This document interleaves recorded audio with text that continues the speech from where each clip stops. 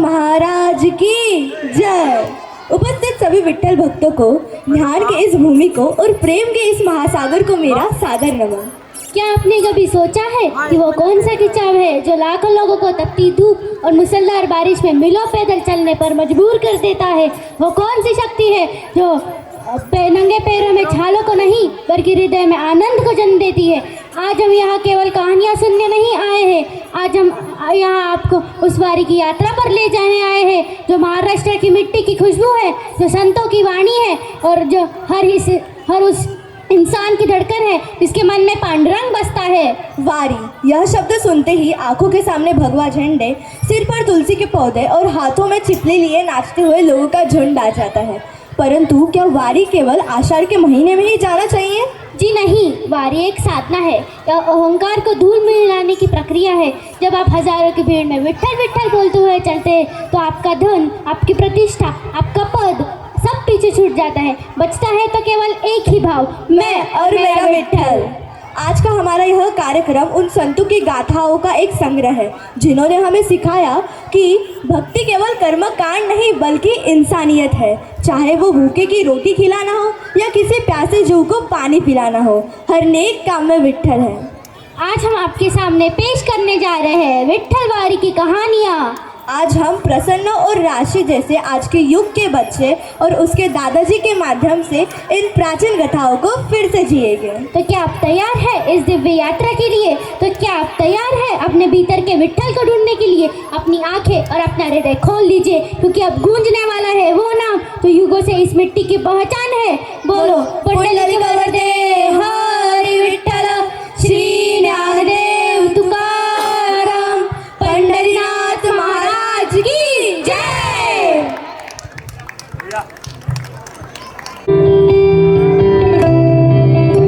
बस दादाजी, I am done. मुझे लगा था वारी पूरी विट्ठल होगी और यहाँ तो सिर्फ धूल, भीड़ और विट्ठल विट्ठल का शोर है। मेरे पैर तो सुन्न हो गए हैं। अरे रॉकस्टार, अभी तो सिर्फ 5 किलोमीटर चले हैं, दादाजी तो 40 साल से आ रहे हैं। दादाजी, आप इतने थके क्यों नहीं हो? और ये लोग जिस विट्ठल के लिए पागल है वो भगवान भी बड़ा अजीब है। सुना है हजारों सालों से वो एक पत्थर की ईंट पे खड़े हैं। क्यों? क्या उन्हें थकान नहीं होती? थकान उसे होती है प्रसन्ना जो सफर जबरदस्ती करता है। जो प्यार में चलता है वो तो उड़ता है। और रही बात ईंट की, तो वो ईंट कोई सदा नहीं, एक बेटे का दिया हुआ सिंहासन है। सिंहासन? ईंट का? हाँ, क्योंकि उस बेटे के लिए भगवान से भी बड़े उसके माता पिता थे। सुनो पुंडलिक की कहानी।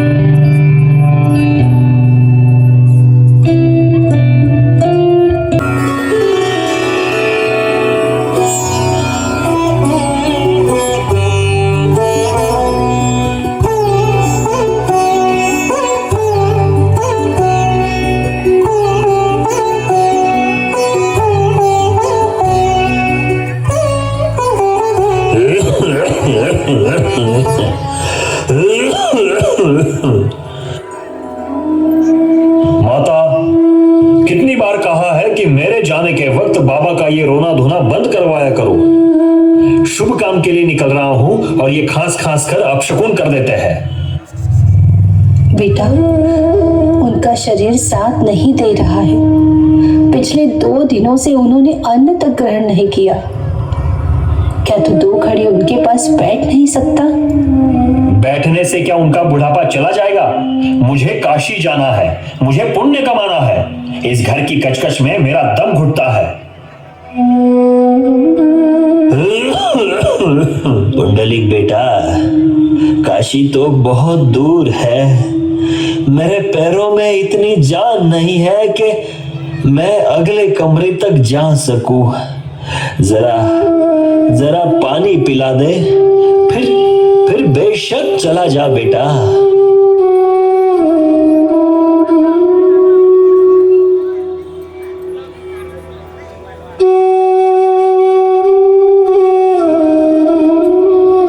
ये लीजिए, अब पीना है तो पीजिए, नहीं तो पड़े रहने दीजिए, मैं जा रहा हूं।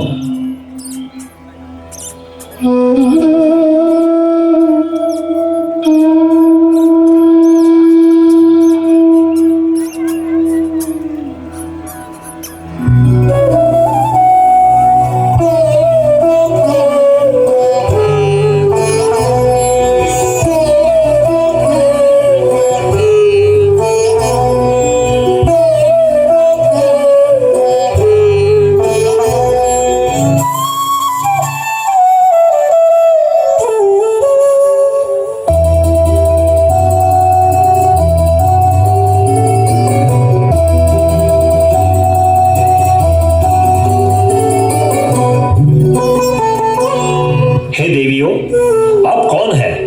आप इस आश्रम में गंदी होकर आई थी और अब सूरज की किरणों जैसी चमक रही हो।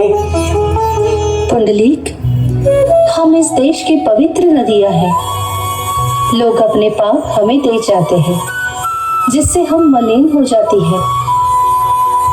इस आश्रम में एक ऐसा शिष्य रहता है जो अपने माता पिता की निष्काम सेवा करता है। उसकी पुण्यों की शक्ति इतनी है कि उसके आंगन की धूल भी हमें पावन कर देती है। ये सुनकर पुंडलिक के पैरों तले जमीन निकल गई। उसे समझ आया कि वो पत्थर की मूर्तियों को ढूंढने काशी जा रहा था, जबकि उसके घर में साक्षात परमेश्वर रूपी माता पिता तड़प रहे हैं।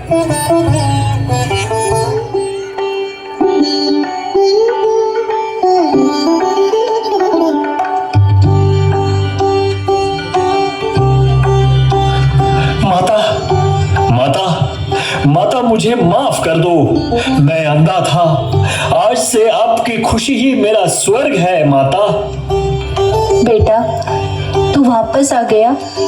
यही हमारे लिए सबसे बड़ा पुण्य है।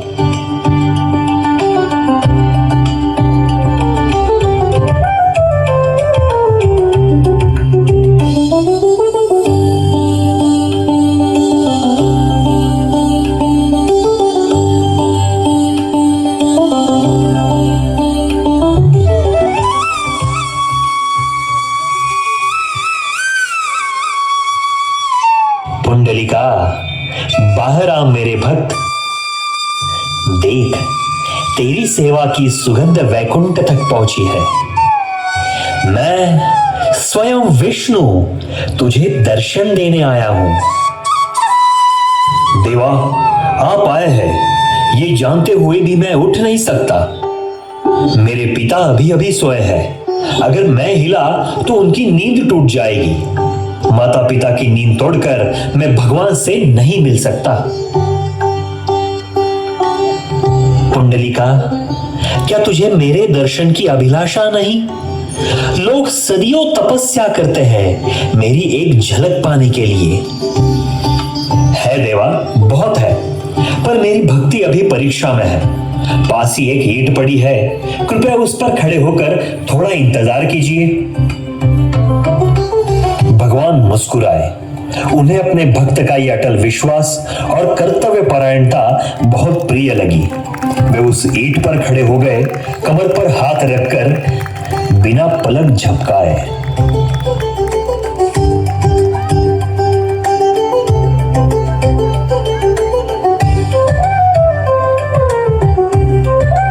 हे पांडुरंगा, मुझे माफ करें कि मैंने आपको इतनी देर बाहर खड़ा रखा। नहीं पुंडलिका, तू धन्य है। तूने साबित किया है कि माता पिता की सेवा ही सबसे बड़ी भक्ति है। आज से मैं इसी ईंट पर हमेशा के लिए विराजमान रहूंगा और ये स्थान पंढरपुर कहलाएगा। भोला पुंडलिका वरदे, श्री ज्ञानदेव, पंढरीनाथ महाराज की।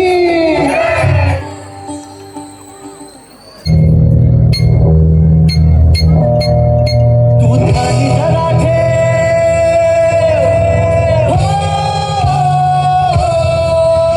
तू ध्यानी जरा जिता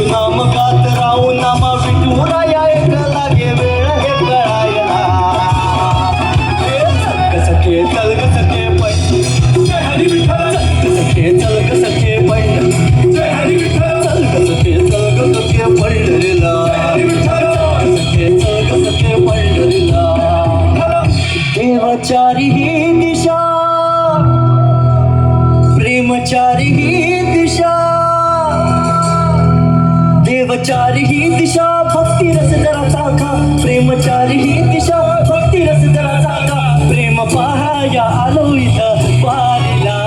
चलगसके चलगसके पंढरीला, हरी विठ्ठल चलगसके चलगसके पंढरीला, हरी विठ्ठल चलगसके चलगसके पंढरीला, हरी विठ्ठल चलगसके चलगसके पंढरीला, हरी विठ्ठल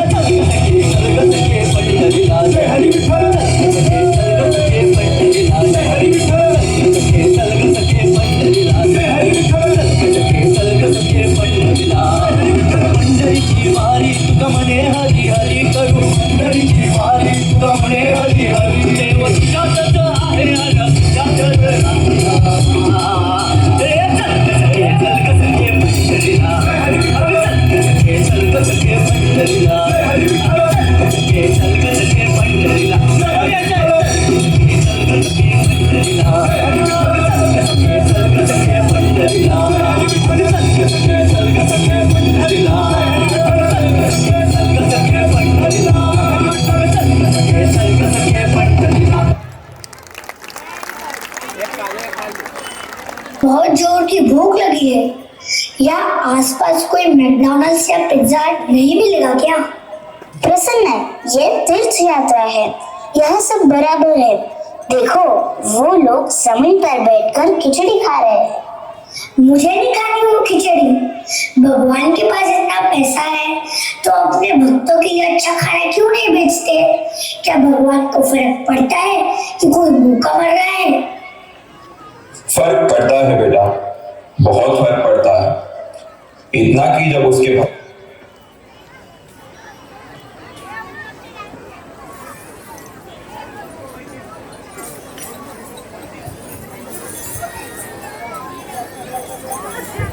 खुद सरकारी खजाने का हिसाब चुकाया था.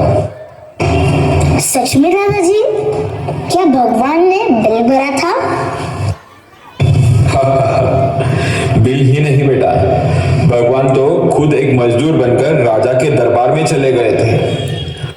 वो कहानी है भक्त दामाजी पंत की.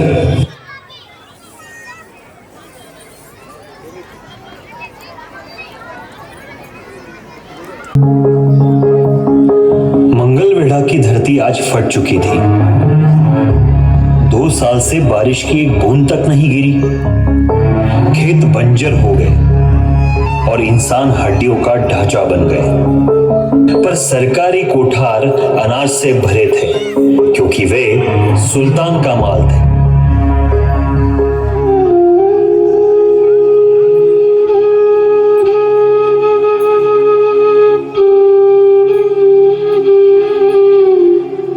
पंत, हमें बचाइए. मेरी बेटी ने पिछले 4 दिनों से सिर्फ मिट्टी खाई है. अगर अनाज नहीं मिला ना तो वो कल नहीं बचेगी. पंत, आप तो भगवान के आदमी हैं, क्या आप हमें मरने देंगे? भाइयों, मैं सुल्तान का नौकर हूं. वो अनाज मेरी अमानत नहीं है, सरकारी संपत्ति है. बिना इजाजत के कोठार खोलना मतलब मौत को दावत देना है.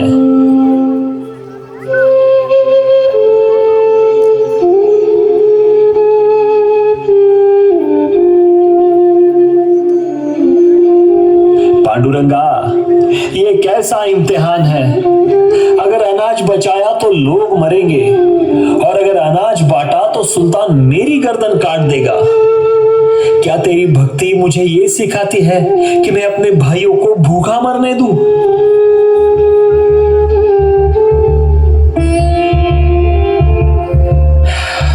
नहीं, सुल्तान की तलवार से डरने वाला दामाजी तेरा भक्त ही नहीं हो सकता.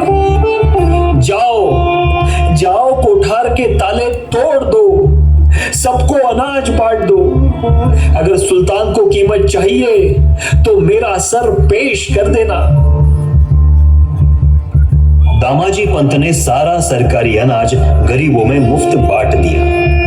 हजारों जानें बची, पर जल्द ही ये खबर सुल्तान तक पहुंच गई.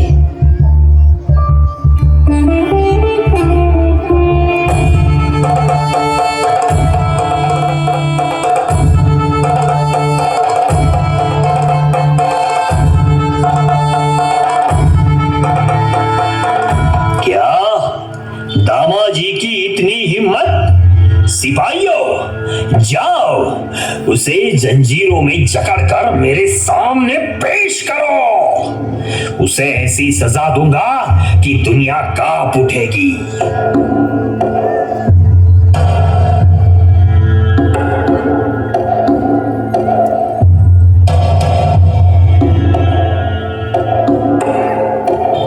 चलिए भाइयों, मैंने अपना काम कर दिया, अब मेरा पांडुरंग अपना काम करेगा। हुजूर हुजूर ठहरिए, मैं दामाजी पंत का सबसे पुराना नौकर हूँ। मेरा नाम विठ्या है, विठ्या महार। पंत ने अनाज बांटा नहीं बल्कि बेचा है। ये लीजिए उस अनाज की पूरी कीमत सोने की मोहरों में, और ये हिसाब का कागज। क्या इतना सोना? तेरे मालिक ने इतना धन कहां से लाया? मेरा मालिक बहुत बड़ा कोषाध्यक्ष है हुजूर।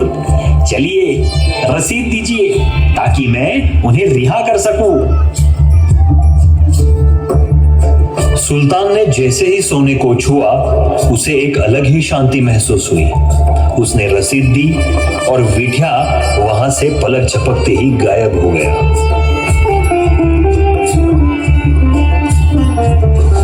दामाजी पंत, मुझे माफ कीजिए, आपका नौकर विठ्या अभी सारा कर्ज चुकता कर गया है। कौन है वो महापुरुष? विठ्या? मेरा तो ऐसा कोई नौकर नहीं है। ओ मेरे पांडुरंगा, आपने एक अदना से सेवक के लिए एक महार का रूप धारण किया। मुझ जैसे को बचाने के लिए आपने सुल्तान की नौकरी की। हे भगवान, मैं आपको लाख लाख धन्यवाद देता हूँ। सुल्तान ने दामाजी पंत को आजाद कर दिया और वे हमेशा के लिए भक्ति में लीन हो गए।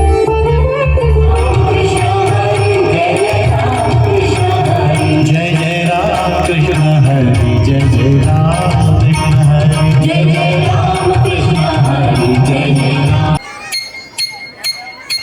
विठ्ठला विठ्ठला माऊली, विठ्ठला विठ्ठला माऊली।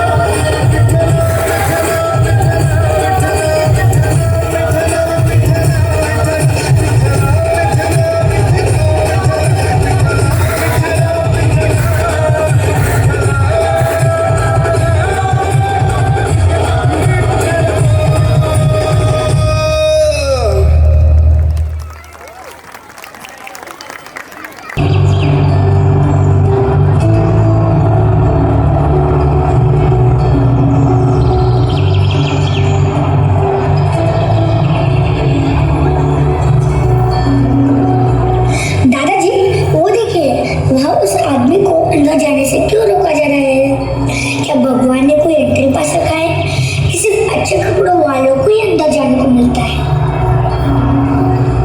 हाँ दादाजी, मैंने भी देखा। लोग कह रहे थे कि तुम नीची जात के हो तो बाहर खड़े रहो। क्या विट्ठल भी ऐसा सोचते हैं? इंसान पत्थर की दीवारें बना सकता है, पर विट्ठल को उन दीवारों में कैद नहीं कर सकता। एक वक्त था जब विट्ठल ने अपने सबसे बड़े भक्त के लिए मंदिर की चौखट तक छोड़ दी थी। मतलब भगवान खुद मंदिर से बाहर आ गए? हाँ बेटा, क्योंकि भगवान को मंदिर के सोने से ज्यादा एक भक्त की फटी हुई चोली और उसके सच्चे आंसुओं से प्यार था। सुनो चोखा मेड़ा की कहानी।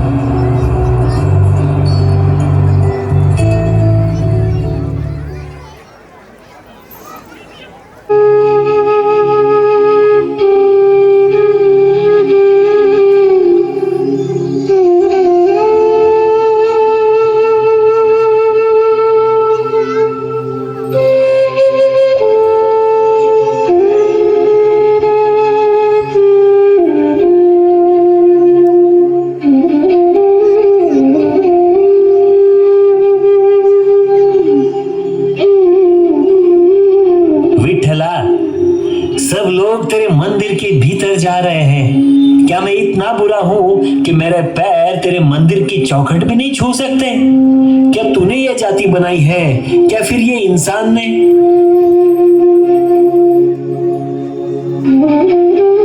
ये तो क्या फिर ये आ गया? भगवान पवित्र लोगों के लिए है, तेरे जैसे लोगों के लिए नहीं। चल हट यहाँ से। महाराज, देह अशुद्ध हो सकती है, पर आत्मा तो वही है ना जो आप में है, मुझ में है।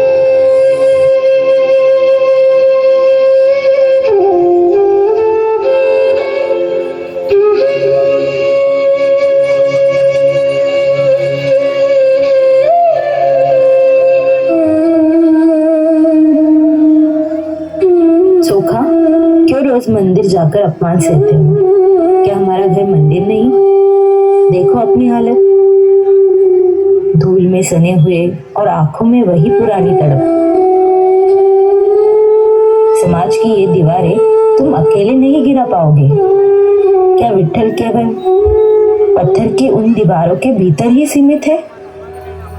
अगर वह जगत नेता है तो क्या वह तुम्हारी ये पुकार इस झोपड़ी में नहीं सुन सकता? सोयरा, मैं तो बस उस सांवले रूप की एक झलक देखना चाहता हूँ। उनकी एक झलक तो प्रेम में भी मिल सकती है चोखा। आप वहां जाते हो, वे लोग अपशब्द कहते हैं और चोट मेरे मन को लगती है। चलो अब शांत हो जाओ। मैंने आज विट्ठल के नाम पर ही ये रूखी सूखी भाकरी बनाई है। इसे ही प्रसाद समझकर ग्रहण करो। भगवान द्वार पर नहीं सही, हमारे हृदय में तो विराजते हैं। चोखा की पुकार इतनी सच्ची थी कि वैकुंठ में बैठे विष्णु का आसन डोलने लगा। भगवान ने सोचा, अगर आज मैं अपने भक्त के पास नहीं गया तो लोग भक्ति पर विश्वास करना छोड़ देंगे।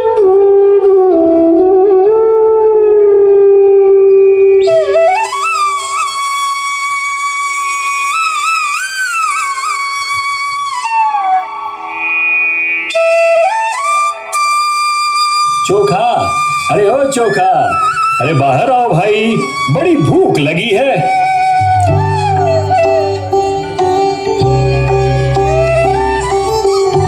इतनी रात गए कौन आया?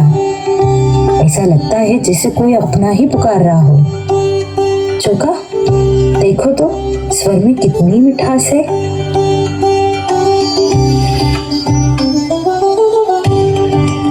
भाई, हम तो गरीब लोग हैं, हमारे पास सिर्फ दही और सूखी भाकरी है।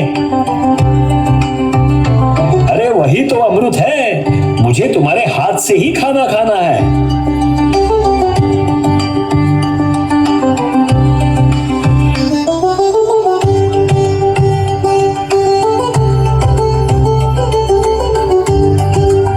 कैसा अतिथि है जिसे हमारे हाथ की भाकरी अमृत लग रही है। धन्य है आप जो इस गरीब की कुटिया में आए। चोखा, देखो इनके चेहरे का तेज। मुझे तो लगता है पांडुरंग ने हमारी विनती सुन ली। धीरे खाइए अतिथि महोदय, दही के दाग कहीं आपके वस्त्रों पर ना लग जाए।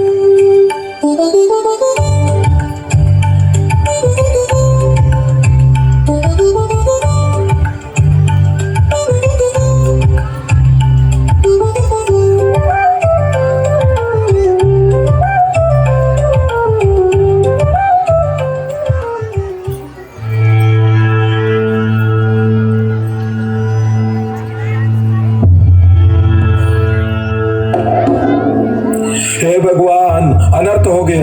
मंदिर के द्वार तो बंद थे, फिर भगवान की मूर्ति पे दही का दाग कैसे लगे? और देव की कीमती दुपट्टा कहाँ गया?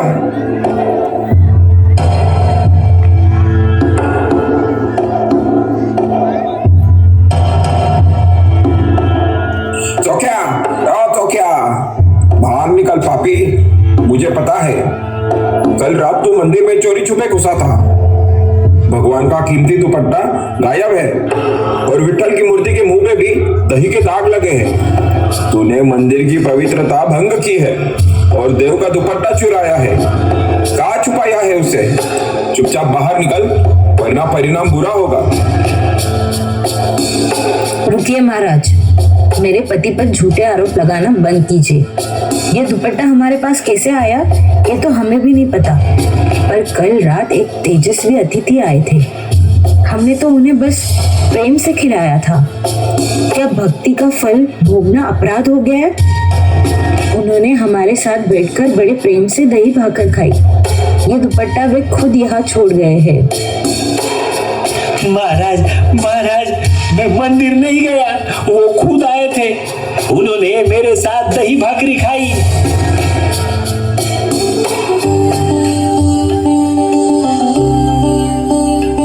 रुको, चोखा सच्चा है। तुमने मुझे पत्थर की मूर्ति में कैद किया, पर चोखा ने मुझे अपने प्रेम के बंधन में बांधा है। चोखा, मुझे माफ कर दो। मैं मंत्रों के अहंकार में अंधा हो गया था। आज न्याय हुआ है। चोखा, देखा आपने, जो भगवान मंदिर की चौखट पार करने नहीं देते थे, वे खुद चलकर आपके पास आए। आज दुनिया ने देख लिया कि भक्ति किसी जाति की मोहताज नहीं होती। देवा, मुझे बड़ा बनने की कोई चाह नहीं, बस अपने चरणों की धूल बनाए रखना महाराज। आज भी पंढरपुर में चोखा मेला की समाधि मंदिर के बाहर है, क्योंकि वे कहते हैं कि मैं वही बैठूंगा जहां सारे भक्त अपनी धूल छोड़ जाते हैं।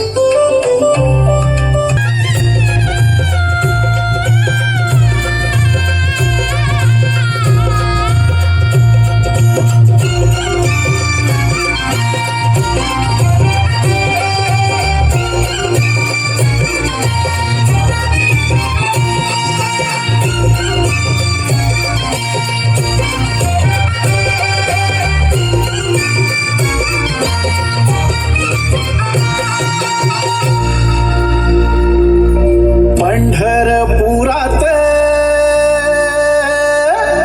त्या पंढरपुरात काही वाजत गाजत, काही वाजत गाजत, सोन्याचं बाशिंग लगीन देवाचं लागत, सोन्याचं बाशिंग लगीन देवाचं लागत, सोन्याचं बाशिंग लगीन देवाचं लागत।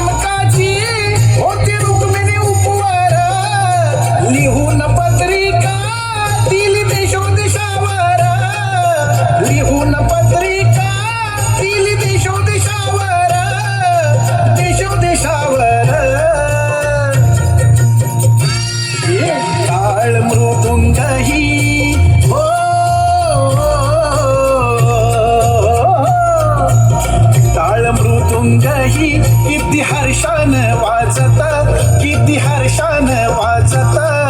सोन्याचं बाशिंग लगीन देवाचं लागत. सोन्याचं बाशिंग लगीन देवाचं लागत. सोन्याचं बाशिंग लगीन देवाचं लागत.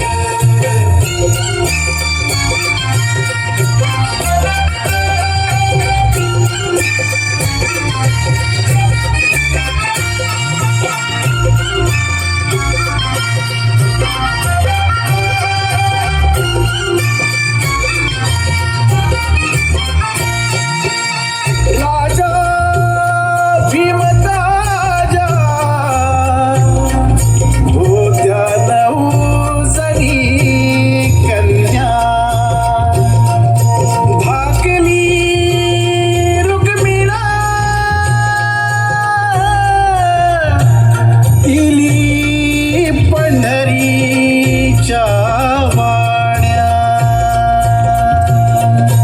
राजा भीमराजा होत्या 9 जणी कन्या. धाकली रुक्मिणा दिली पंढरीच्या वाण्या. दिली पंढरीच्या वाण्या. पायी सोडव्याला हो, पायी सोडव्याला मोती 9 लाख साजत. मोती 9 लाख साजत. सोन्याचं बाशिंग लगीन देवाचं लागत. सोन्याचं बाशिंग लगीन देवाचं लागत. सोन्याचं बाशिंग लगीन देवाचं लागत. पंढरपुरात काही वाजत गाजत, काही वाजत गाजत. सोन्याचं बाशिंग लगीन देवाचं लागत. सोन्याचं बाशिंग लगीन देवाचं लागत.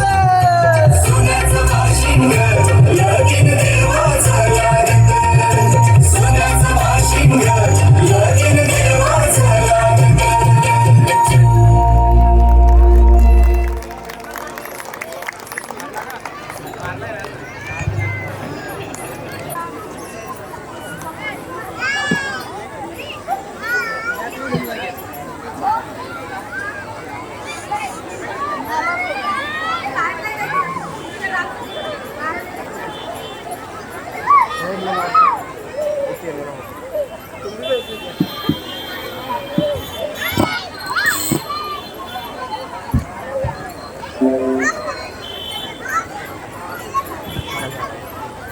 उसमें बार-बार कम।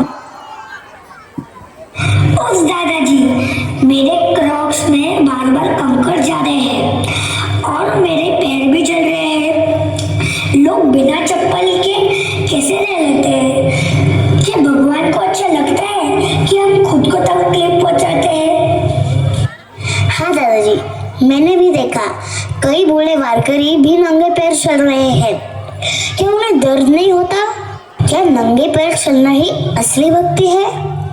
बच्चों, भक्ति नंगे पैर रहने में नहीं बल्कि उस भाव में है कि मेरे भगवान को मुझसे ज्यादा तकलीफ ना हो।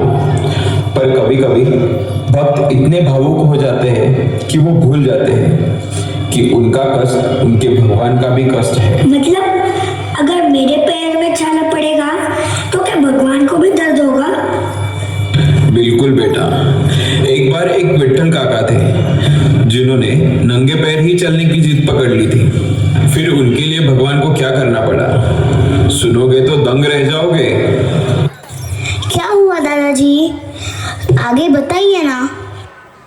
हाँ बेटा, सुनाता हूँ। भगवान तो खुद उनके पैर दबाने आ गए थे। सुनो विट्ठू काका की कहानी।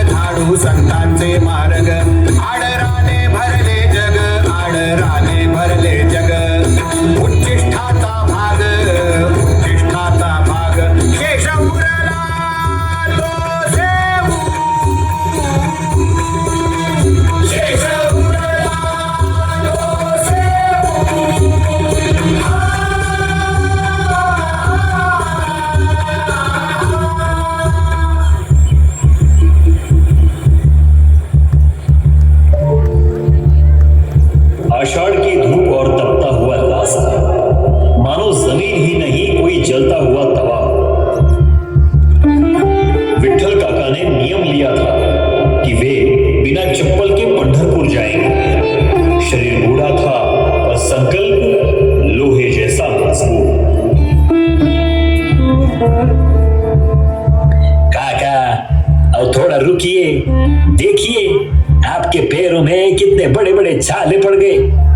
रास्ता आग उगल रहा है, आग। थोड़ी देर पेड़ की छांव में बैठ जाइए। नहीं रे गजा, मेरा पांडुरंग वहां पंढरपुर में मेरा इंतजार कर रहा है, पर जब तक ये सांसें है ना, ये कदम नहीं रुकेंगे। ओ बाबा, क्यों इतनी तकलीफ झेल रहे हो? ये लो, ये चप्पल पहन लो, इनके बिना तो पत्थर भी पिघल जाए। नहीं बेटा, मैंने नियम लिया है, मैं पंढरपुर नंगे पैर ही जाऊंगा। आपका नियम बड़ा या आपका भगवान बड़ा? अगर आपको दर्द होगा तो क्या उस सांवले को दर्द नहीं होगा? चलिए, मैं आपके पैरों की मालिश कर देता हूं।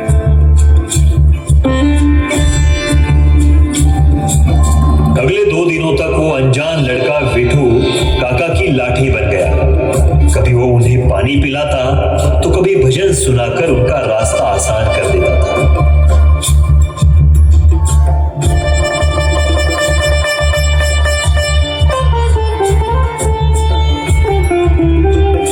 विठू, तू कहाँ रहता है रे? तेरे साथ चलते हुए मुझे थकान का एहसास ही नहीं होता। बाबा, मैं तो वही रहता हूँ जहां कोई मुझे सच्चे दिल से याद करे। बस हम अभी मंदिर के पास ही आए हैं। अंदर जाइए, मैं यही बाहर महाद्वार पर आपका इंतजार करूंगा।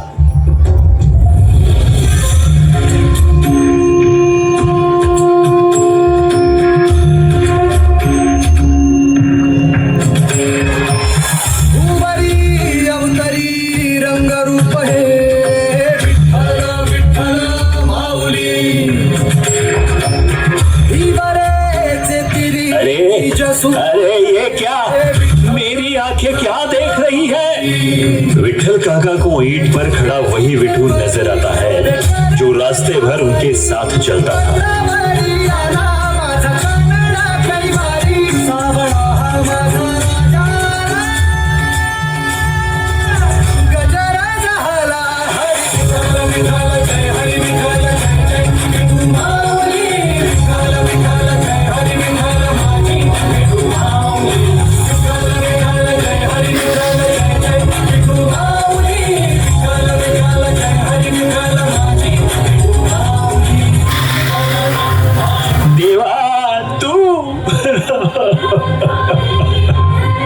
तू इतने दिन मेरे साथ धूप में चल रहा था, साक्षात पंढरीनाथ मेरे गंदे पैर दबा रहा था।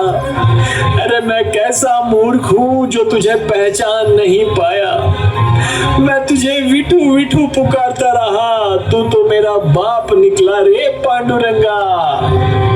बाबा, जो भक्त मेरे लिए नंगे पैर चलता है उसके पैरों के छाले मेरे कलेजे पर पड़ते हैं। तुमने मुझे चप्पल नहीं दी, इसलिए मुझे खुद चप्पल लेकर तुम्हारे पास आना पड़ा। गजा, वो भगवान था, भगवान साक्षात विठल मेरे साथ चल रहा था।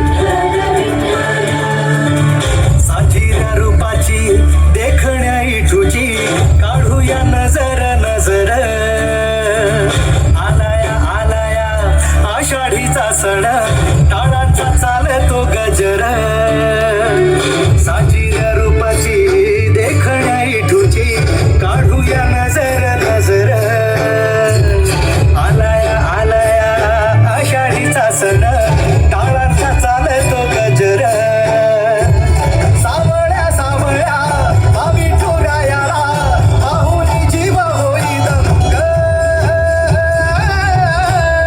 टाळ मृदुंगावरी ठेका धरुनी नाचतो माझा पांडुरंग टाळ मृदुंगावरी ठेका धरुनी नाचतो माझा पांडुरंग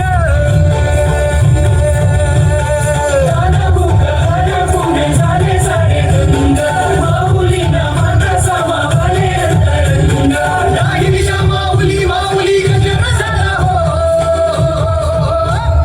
टाळ मृदुंगावरी ठेका धरुनी नाचतो माझा पांडुरंग टाळ मृदुंगावरी ठेका धरुनी नाचतो माझा पांडुरंग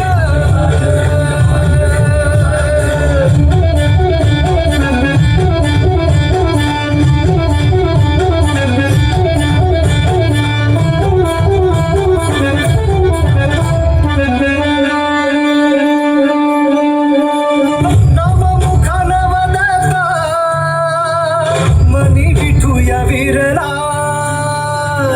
जीवन सार भुलुनी भक्तीत जीव रमला नवमुखा नवदत्ता मनी विठूया विरला जीवन सार भुलुनी भक्तीत जीव रमला तुझ्यात माझा सारा देह विरावा हरवून जाव तुझ्या भक्तीच्या दावा तुझ्यात माझा सारा देह विरावा हरवून जाव तुझ्या भक्तीच्या दावा पंढरी वाटला भिनेच्या काठला उठला एक तरंग टाळ मृदुंगावरी ठेका धरुनी नाचतो माझा पांडुरंग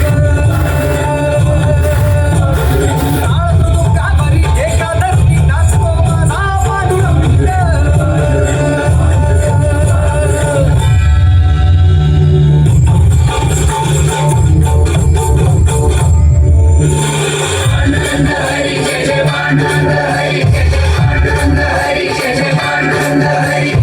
माझा वसतो पंढरपुरी भेटल्या विठुरायाला असं लागेल